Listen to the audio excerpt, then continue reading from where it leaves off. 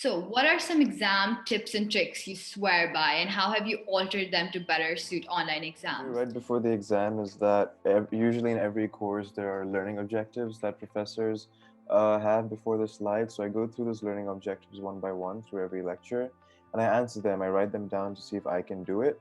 And while doing that, I'm also lecturing myself at the same time. To it helps my memory for the multiple choice exams that a lot of psychology courses have. Yeah.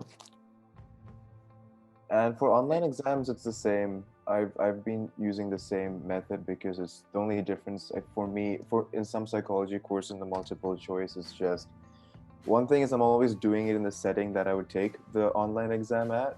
So I'm not like studying on my bed, I'm not studying on my sofa, it's on my desk where I'd anyways take the exam just so I'm in that same setting. Yeah. Okay, I'll go next. So I see many people study for their exams. So what they do is they memorize everything. They try to go over the lectures. Apparently, there's a meme going on right now at UBC that everyone is watching their lectures in 2 times the speed. Uh, of course, these things are definitely useful, and you need to do them to, do good on your exams.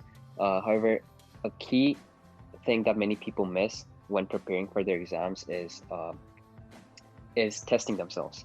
So the exam is essentially testing your knowledge and everything that you have learned throughout the course. And of course, while we have the exams, we can also emulate it in our own environment when we're studying. What I like to do is like to go over all the exams that we have that the professors have given out to students. And if your professor hasn't given out any exams to you or to your class, you can always go online and you can look for new exams. And what I like to do is I like to have time constraints, 60 minutes for exams, and I like to go over those exams over and over again. That way I see what I'm missing, what I'm getting wrong, and I can go back and review those items. So that's what I like to do when I'm preparing for exams. What qualities make a student excel? What separates a 75 student from an 85 student? So every day, like spending an hour or 2 hours per course and just focusing on what has been taught to you and just going over that over and over again. That way, it helps you manage your time better, and you're also able to learn as you go along with the course instead of having to cram everything in 24 hours. So that is what I generally like to do. Another thing is uh, talking to your TAs, talking to your professors if you're doing anything wrong. I believe that many students, when I was getting 65, 70s in my courses, I was not engaging with my professors. I'm not going to TAs for feedback. So going to them, asking them, hey, what I got wrong in the assignment, what I got wrong in the midterm. So these are generally the things I believe that students should do if they want to get 80s at least. Yeah, I'd really like to like re-emphasize Sahib's point on how important it is not to cram at the end. I find personally, I find myself doing like 1 hour or even 30 minutes of what I just studied in a lecture or after a lecture to be really helpful in just consolidating that memory. And also, it's about the retention intervals, right? If you study, if you've seen lecture one and then you only study all the material from the first module or from the first lecture right before the midterm or right before the exam, you're unlikely going to remember everything you've learned. So you want to study in parts, you want to study in specific parts and not for a long period of time. That's really helped me. And also, I feel like it's just to talk about it. Maybe I guess you can have friends or people in psychology that you know. A lot of my friends are also psychology students. When you talk about it, when you're engaging with the material, not just in one part of your day, so not just in class, but also just like, what did you learn today? And you're talking about it. That really helps just have the gist of your head. So when you're studying for the exam, you're only getting the specific facts and not just trying to study the entire concept. I think Yeah. another thing that's really important is attendance.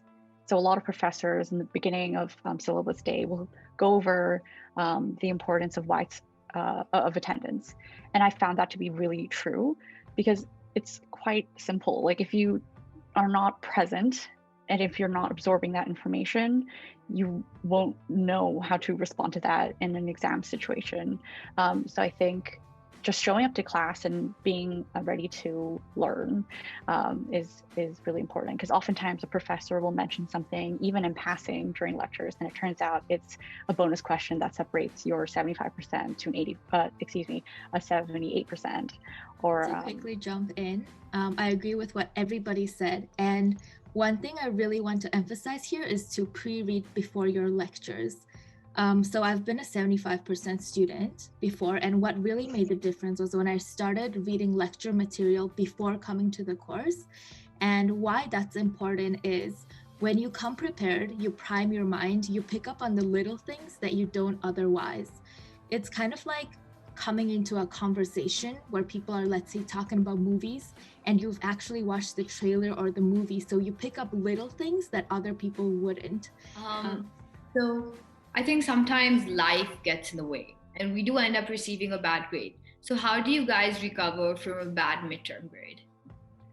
So I'm happy to jump on this, because when I was in first year, I did not know the specific techniques or know how what separated me from achieving a 75% versus an 80%. I think the key here is really to understand how the course breaks down.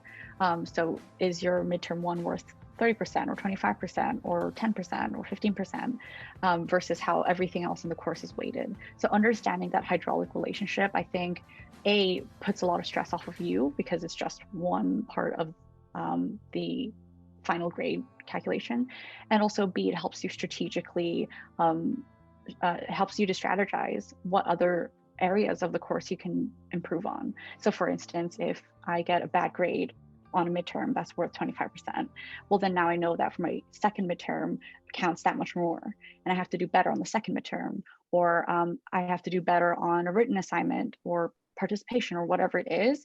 So I think being able to understand that it's not just this one course that defines the rest of your grade is important. I think another thing as well. For me, it's about what are the controllable situations, what are the uncontrollable situations, right? So you know that after you get a bad midterm grade, yeah, for sure you feel bad. And what you should do, well, I treat myself. I'm just like, okay, that happened. I gotta forget about it. I'm not gonna punish myself over it, because it's not the end of the world, right? And it's no longer a controllable situation. You pass midterm grade. The only thing you can control is what you do next. So yeah, take all the advice that Sue said. That's something you can do next.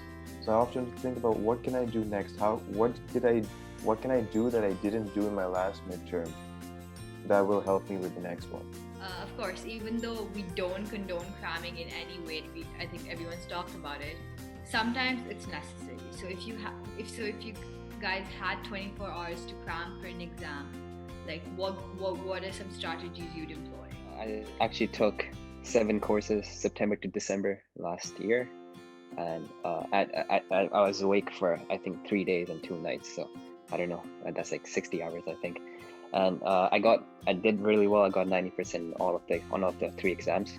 So the main thing is, of course, while I did have good study habits throughout the term, one thing I realized is that many exams that are cumulative, they generally tend to have more questions from the final portion of the course.